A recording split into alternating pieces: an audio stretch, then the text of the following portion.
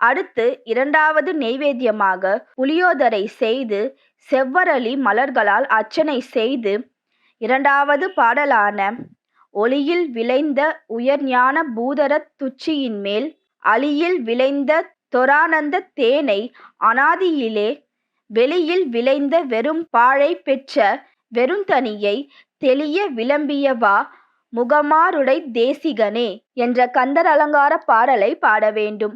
பிறகு தீபதூப ஆராதனை செய்ய வேண்டும்.